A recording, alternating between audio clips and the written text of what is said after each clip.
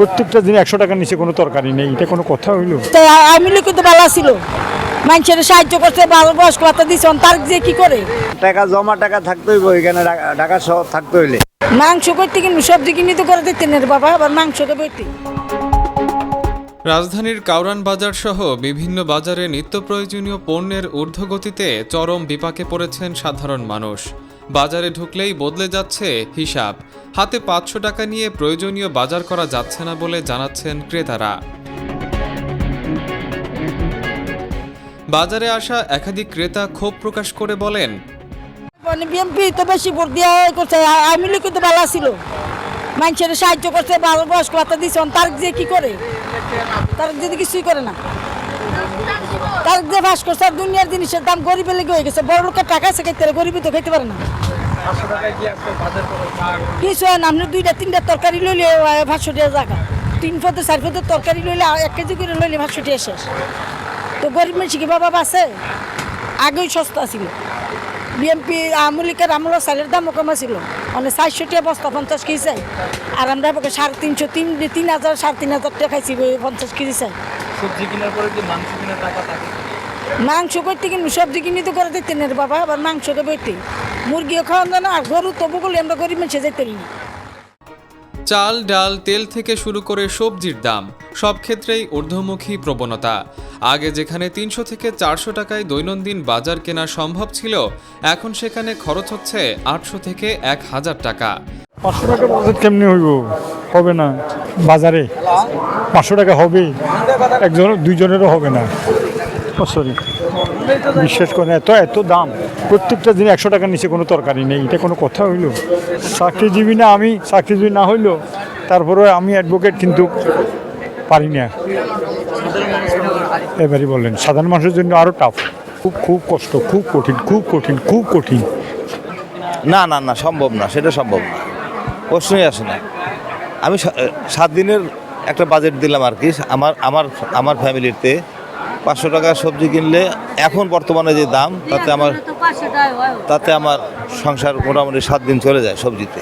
নিত্যপণ্য মিলে কি 500 টাকা করে বাজার করা সম্ভব কিনা? কতদিন চলতে ডাল, সবজি বা মাছ? না না না, সম্ভব না, সেটা সম্ভব না। সমস্ত কিছু মিলে না, সবজির কথাটাই আমি বললাম, আমি সবজি কিনতেছি, সবজিটা কথা বললাম, সব কিছু মিলিয়ে সম্ভব না। আয় অপরিবর্তিত থাকায় নিম্ন ও মধ্যবিত্ত পরিবারগুলো সবচেয়ে বেশি চাপে পড়েছে। বাজার ঘুরে দেখা গেছে 60 টাকার নিচে কোনো সবজি পাওয়া যাচ্ছে না। আলু 20 থেকে 25 টাকা কেজি হলেও টমেটো 60 টাকা, করলা 60 থেকে 65, পটল 60, ঢেঁড়স 60, গাজর 80, বরবটি 80, শসা 100 থেকে 110, কাঁকরোল 120 এবং বেগুন 80 থেকে 100 টাকা কেজি দরে বিক্রি হচ্ছে। লাউ 50 থেকে 60 টাকা পিস, পেঁপে 70 টাকা কেজি, ধুন্দুল 60 থেকে 70 টাকা। মাছের বাজারেও একই চিত্র। পাঙাশ 220 থেকে 260 টাকা, তেলাপিয়া 230, পাবদা 380, রুই 320 থেকে 360, কাতল 400 এবং ট্যাংরা 850 টাকা কেজি দরে বিক্রি হচ্ছে। গলদা চিংড়ি 1000 থেকে 1250 টাকা এবং হাফ কেজি ইলিশের কেজি 1500 থেকে 1600 টাকা পর্যন্ত বিক্রি হচ্ছে।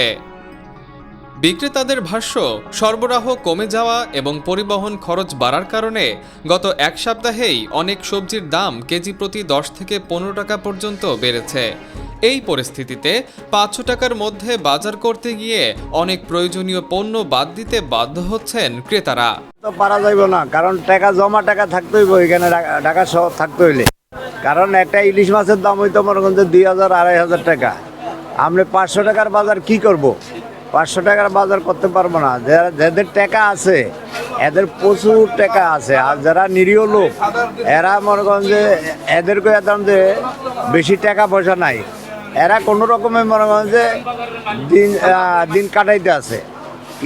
কি করছি বুঝছেন? যারা বড় লোক আছে, এরা ভালোভাবে বাজার করতে আছে। কেউ মাছ মাংস কমিয়ে দিচ্ছেন, কেউ বা শুধু সবজির ওপর নির্ভর করছেন। ফলে প্রতিদিনের বাজার এখন হয়ে উঠেছে এক ধরনের সংগ্রাম। নিত্যপণ্যের লাগামহীন দামে সাধারণ মানুষের প্রশ্ন এখন একটাই, কবে কমবে বাজার আর কবে ফিরবে স্বস্তি? শাহ মনির, অগ্রযাত্রা, প্রতিদিন। অগ্রযাত্রা প্রতিদিন নির্ভীক প্রত্যয়ে উজ্জীবিত।